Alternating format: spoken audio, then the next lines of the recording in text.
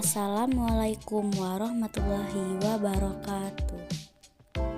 Di sini saya Meli Sartika dengan NPM 2011080102 semester 6 kelas D, jurusan Bimbingan Konseling Pendidikan Islam, Fakultas Tarbiyah dan Keguruan UIN Raden Intan Lampung.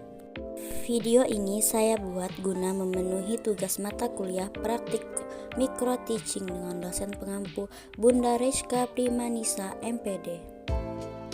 Video ini terkait tentang rencana pelaksanaan layanan atau RPL Bimbingan Klasikal semester ganjil tahun pelajaran 2022-2023 yang dapat diterapkan pada siswa kelas 8 SMP. Baiklah, pada kolom A terdapat komponennya itu layanan dasar. Selanjutnya bidang layanan, yaitu bidang layanannya belajar. Topik atau tema layanan, belajar efektif dan efisien. Fungsi layanan, pemahaman, tujuan umum, peserta didik atau konseli dapat memahami faktor-faktor yang mempengaruhi hasil belajar serta dapat belajar secara efektif dan efisien. F. Tujuan khusus. Yang pertama, peserta didik atau konseli dapat memahami pengertian belajar. Yang kedua, dapat memahami faktor-faktor yang mempengaruhi hasil belajar. Dan yang terakhir adalah dapat memahami strategi belajar efektif dan efisien. Selanjutnya sasaran layanan. Sasaran layanannya yaitu adalah kelas 8. Selanjutnya, metode layanan. Ada 3 metode layanan. Yang pertama, pengertian belajar. Yang kedua, faktor yang mempengaruhi hasil belajar. Dan yang ketiga, strategi belajar efektif dan efisien. Waktu yang diterapkan dalam RPL ini yaitu 2 kali pertemuan selama 45 menit. Sumber materi ya dapat kita lihat bersama. Yang pertama, Selamat DKK 2016, materi layanan klasikal bimbingan dan konseling untuk SMP MTS kelas 8 Yogyakarta Pramita for Blessing. Yang kedua, Hutagalung Ronald 2015, ternyata berprestasi itu mudah. 3. Triono Mastur 2014. Selanjutnya yang keempat, Eliasa Irmania Eva Suwarjo 2011, permainan atau games dalam bimbingan konseling Yogyakarta Paramitra. Selanjutnya kolom K, metode atau teknik, yaitu ceramah, curah pendapat, dan sesi tanya jawab. Selanjutnya L, media alat.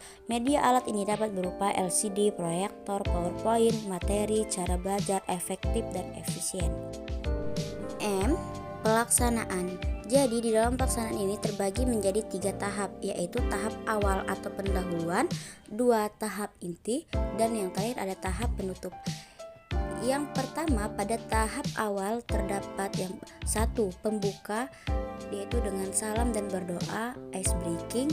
Yang kedua, membina hubungan baik dengan peserta didik seperti menanyakan kabar, pelajaran sebelumnya, atau dan lain-lainnya. Dan yang ketiga, menyampaikan tujuan layanan materi bimbingan dan konseling.